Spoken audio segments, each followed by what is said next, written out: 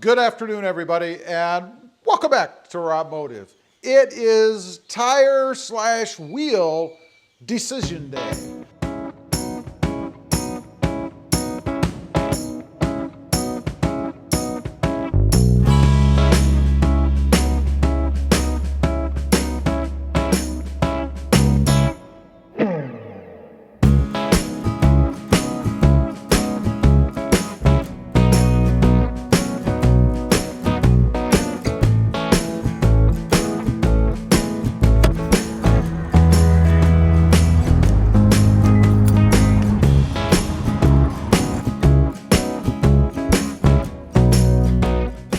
As you can see in the beginning there, I took a trip to Discount Tire. You know, I should have stock in that place. I mean, I bought so many sets of wheels and tires there, it's a little disturbing. But anyway, I decided to go by there today and talk to them a little bit, more so about what would fit on the truck. And you know, it's like going to a car lot. You should never go to the car lot because you're always gonna do something, always gonna spend money, and I did, and I'm gonna tell you in a minute.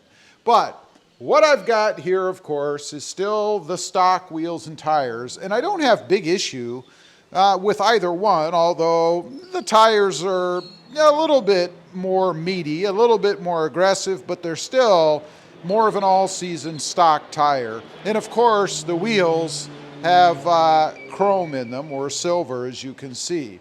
Now, my biggest concern in doing anything with this truck, as every other Toyota Tacoma, is offset, because I always bring the tires out, and when you do that, you run into troubles rubbing up there, maybe rubbing back there. Now, you notice this does have mud flaps on it. They're going to have to go. I think that's a given, not a big deal. I will leave the ones on the back though. Hey, why not?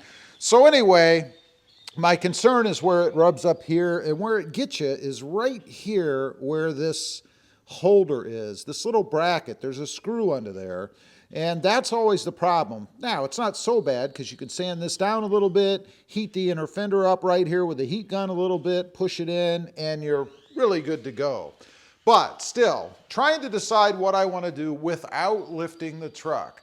I've decided this time around we're going to put a more aggressive wheel and tire setup on it, but we're not going to lift the truck at all. I did a measurement recently to check and see just how much difference there is between the front and the back. And it's about, maybe 3/4 of an inch, half an inch, and that's it. And in my opinion, there's not enough there to warrant spending $800, whatever it is, for new shocks just to bring the front end up a little bit to make it perfectly as close as you can get level. So I don't want to do that. So what I'm looking at is either leaving the truck stock with new wheels, I'm talking about stock size, and going with a 265/70 R16 tire.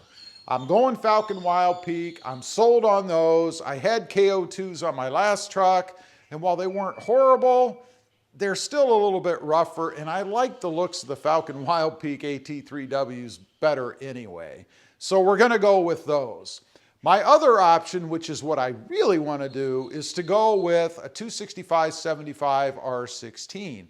Now, what that does is raise the truck up a half an inch. A half an inch. I know it's not much, depends on who you ask, but half an inch. So what they're doing for me at Discount Tire, because of course, they can't guarantee that they're not going to rub because of the offset. If I wasn't going with an offset, I probably would be okay with the 265/75s. But I want some wheel poke, and that's why I'm going with the offset. The wheels that I've got, or I'm getting rather, and in case you didn't know, the stock wheels are a +25. Kind of keeps everything inside, right?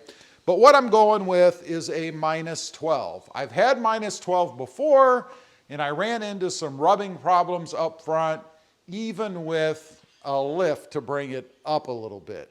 Maybe that caused the problem. I don't know. We're going to see. So what Discount Tire is doing is they're bringing in both sizes for me. They're going to bring in a 265/70 R16 and a 265/75 R16 that we can mount on the new wheels and see which one doesn't rub. Now, that's pretty cool of them to do. And by the way Discount Tire works, if you bring in wheels or buy wheels, let's say, and they mount a tire on it, they're yours because they can't send them back. They can't reuse them. They're now used. They've been mounted, so they're yours. However, they can mount different tires on because the tires they can pull off and reuse as long as you don't go out and drive it around, of course. So that's what we're doing. They're going to bring in the two different sizes. We're going to mount up just one side. I mean, I don't need to mount everything across the whole truck. And we're going to see how they fit. I can't wait to find out. This will give me the definitive answer as to whether or not you can go with a negative offset and leave the truck stock with a 265/75. It's going to be very interesting to find out. Now, the wheels that I'm getting, I'm going with a Black Rhino Stadium. Now, if you watch the channel, then you may know on my last truck, I had the Black Rhino Stadiums. However, they were in bronze. And I kind of went back and forth on this truck in going with a color, not necessarily the Black Rhino bronze, but maybe some bronze color or red or who knows, fuchsia, not really.